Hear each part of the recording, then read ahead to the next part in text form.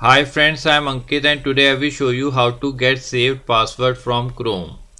Friends, sometimes we save login details on browser so that we don't need to type it again and again to log in. And after some time, we forgot the password and login details etc. So in this video, we will learn how to copy the saved passwords in your Google Chrome browser. So first open your Chrome browser. Now in your Chrome browser, click on these three dots and here click on settings. In settings you need to click on autofill and here you need to click on passwords.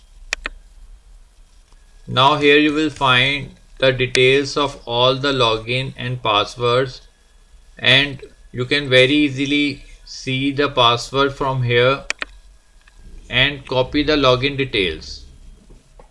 So friends, like this you can very easily copy all the login details and password saved in your Chrome browser. I hope you find this video useful. If you like the video, then press on like button and don't forget to subscribe our channel and press on bell icon to receive email notifications free of cost.